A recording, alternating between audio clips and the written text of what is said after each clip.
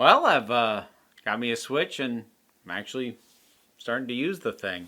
Little bit at a time. I'm not in a rush to dive headlong into games, and I'm sticking with simpler stuff. At least mechanically simpler. Like I've learned at this point that I should probably just uh, uh, well, maybe give up is premature, but very tepidly dip my hands into the big 3D open world sandbox stuff. I just don't have it in me anymore. It's too much. I get motion sick way too friggin' easily. I can't. Maybe with some practice again, but right now just bleh. So what I played, first game that I've beaten. I say beaten. There's an additional chapter that I haven't unlocked yet because the steps needed to do so are a pain in the butt. But I have played and seen the credits for Celeste, which is a game I'd heard of, but really didn't know anything about it other than the name. The reason I picked this one up was actually it was on sale, so it was really cheap in the Nintendo eShop. It was like $5. I'm like, yeah, sure, I'll give that a shot, and it's a really good platformer. I've got slightly mixed feelings about its thematics, but I'll get back to that. Strictly as a platformer, it is. You know what it reminded me of for having a you know limited number of touch points for modern games.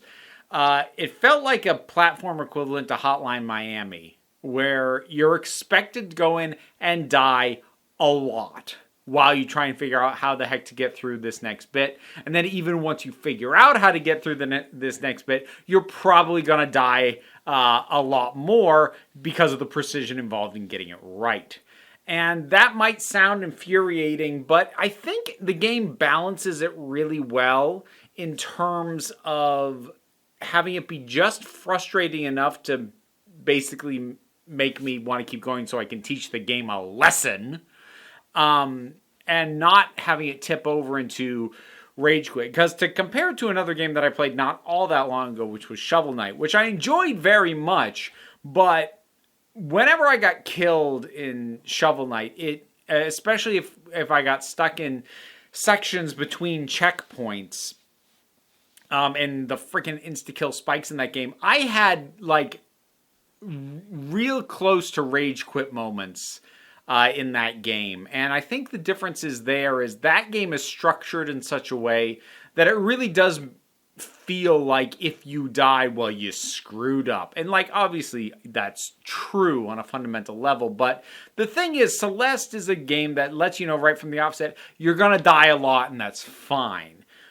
You're never going to lose that much progress. Whereas Shovel Knight, depending on how many screens back the last checkpoint was, it could feel like a harsher kick than it needed to. And given that game also had combat involved, like you're dealing with enemies and you're taking care of them fights, and then you brush a spike and this didn't get me to that level as much. That's not to say it was devoid of frustration.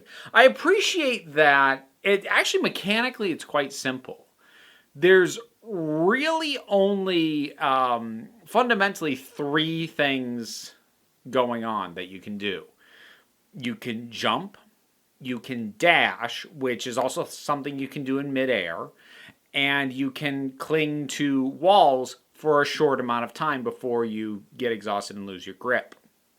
And between those three things, the game across the 7 chapters that I've completed, because I can't access the 8th one yet, the things that you can do are kept fresh despite a very limited repertoire of things that you yourself are able to do, because these levels are really smartly laid out, and the way they lay out new hazards and or new things that you can interact with to help you move along. And that can be something as simple as like the standard, little spring thing to get you to jump higher. Later on, there's more complicated things with these sorts of bubbles that if you touch them, it'll shoot you in a direction, a short distance. There are there are sort of crystals in the air that if you can hit them, they'll recharge your dash, because normally you only get one dash in midair. But if you hit these, you can dash again. So if you can connect between them with dashes, you can keep going. And there's lots of other stuff like that. Lots of hazards. But the nature of the hazards and the ways in which you're expected to interact with the environment change just enough from one chapter to the next to keep interesting and feel like the gameplay is evolving, despite the fact that it never really gets complicated. It stays as simple as it starts from start to finish.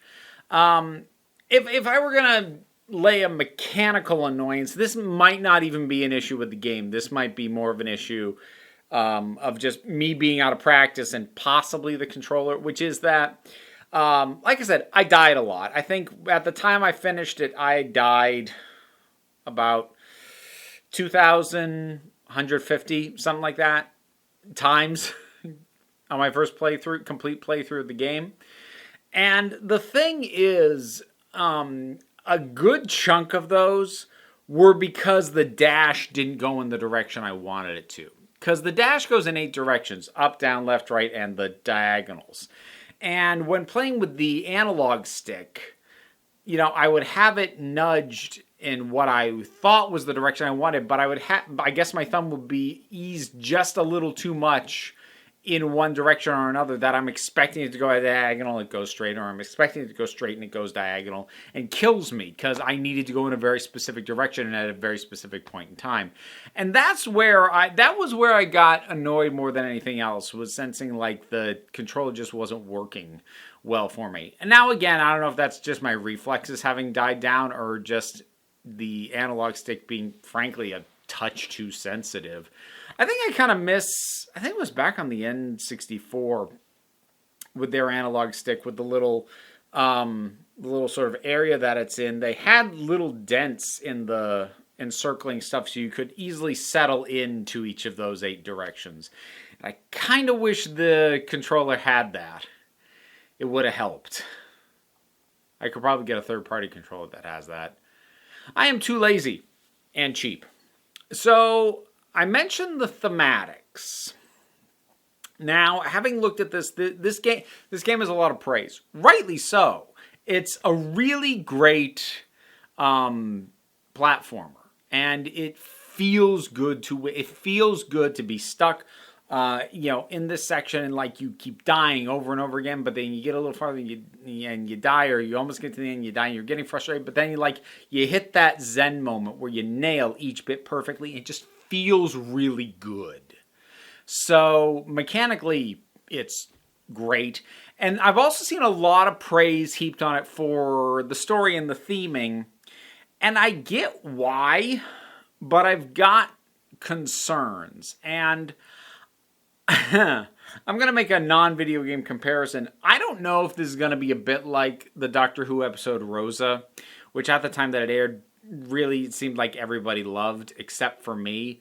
And I don't know if this is going to be like that, in that there's nothing inherently wrong with the story and the theming, but I'm just coming at it from like the one angle that it doesn't hold up from. But as I am increasingly fond of saying, I can only come at these things with the perspective I have. So here we go. The game is very much dealing with issues of personal internal struggle and, to a certain degree, mental illness. There's talk of anxiety. There's hints of depression. There is a very literal embodiment of sort of the negative voice inside the main character, Madeline's head, that gets literalized and initially is trying to hurt her and harm her, and is telling her, you can't climb this mountain. What are you even trying to do? And then it's like actively trying to harm her. And the game sort of gets to the point where Madeline initially flees this thing. She can't fight it. Like, there are enemies, or I guess hazards, because you can't actually fight anything. There isn't really combat in this game at all. So, you flee it. she's mad at this thing. She hates this part of her, and that it gets referred to that flat out. It's this part of her until eventually, like, she tries just stopping fighting it and coming to terms with it and finding a way to move forward with it rather than struggling against it. Now, for many forms of mental illness, this applies very, very well. Like, to pick as an example, in sort of placing it into this metaphor, something like anxiety. The anxiousness that people get in certain social situations or whatever it is that sets off their anxiety, there is a desire to help kind of at the heart of that. And many people with, things that they're dealing with will sort of externalize those things. So if someone were to think of their anxiety as another person, that other person is saying, like, there's too many people here, you shouldn't go, you're going to be embarrassed or you get lost, or whatever the anxiety says. Now, the way that Celeste kind of presents its take is that, like, okay, understand that this part of you that's doing that is trying to help. It isn't helping, but it is trying to. And if you can find a way to work with that rather than fighting against it, maybe you can move forward. And as someone with ADHD, who I am on medication for it, but I also have to know how my own brain works and not fight against that and not try and force myself to work in a manner or go through a thought process and try and force myself to approach things in a certain way that I know doesn't work for me. I have to work with the brain I have and with my own issues. So I do appreciate that message. Where I'm iffy about it is that I know people in my life, people who I care about a great deal, who that internal voice isn't trying to help.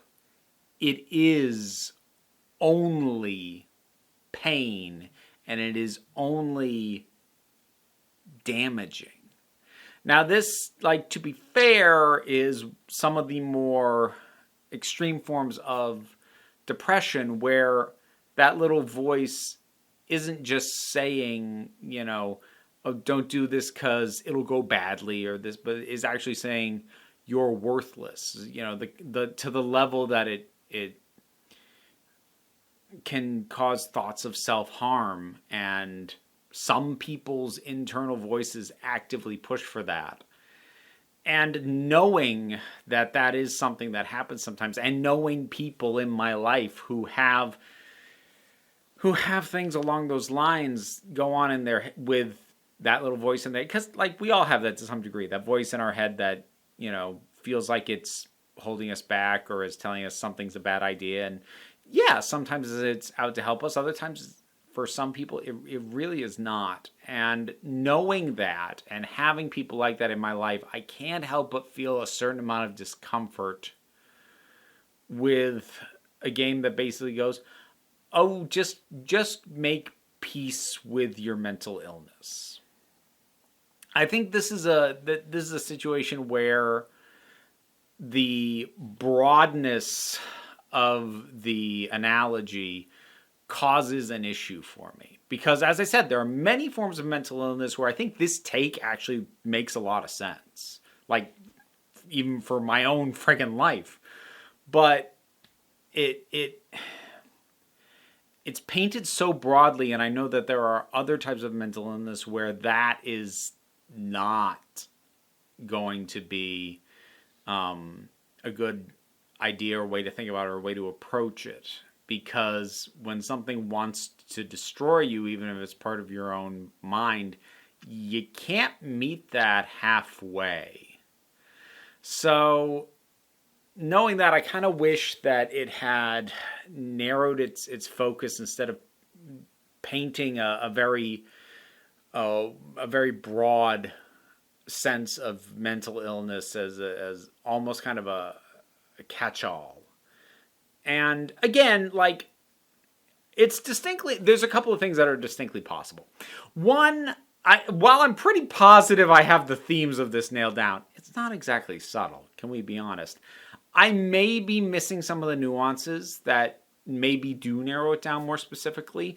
I haven't played the 8th chapter. Maybe that clarifies things in a way that will make it sit better. But again, that's something that is difficult to get to. It's very much a bonus thing. So right now I'm speaking to the core experience. Like when you see the credit, most people accept credits mean I beat the game. And even if we know there is more game after that, that's going to be the end point for a lot of people, especially if there is extra work to be done to reach anything else. So I'm going to call this the core of the game. Ironic that I call it that, because Chapter 8, which you can't get to, is actually called the core. But confusing. But, you know, those first 7 chapters, that is the game and the story being told. And then the next one that I can't get very far into yet is basically an epilogue. So I don't think it's invalid for me to state my thoughts on this main stretch of the story. And with that in mind, just like for some people, the idea of, you know, don't fight it, find a way to work with it, it brings to mind, you know, when parents, you know, say, oh, you know, that kid who bullies you, have you tried talking with them? And yeah, maybe that works sometimes, but other times it's like, no, that's just a terrible idea, and it might even make things worse. So for people who legitimately have a flat-out bully who wants to hurt them in their head, I do worry a little bit about the theming and the message of this particular game. It's still a really good game. And when I'm feeling up to it, I'm taking a break from it now. When I'm feeling up to it, I'll try and unlock Chapter 8. And if that completely rewrites my opinion on this, maybe I'll do a supplementary video.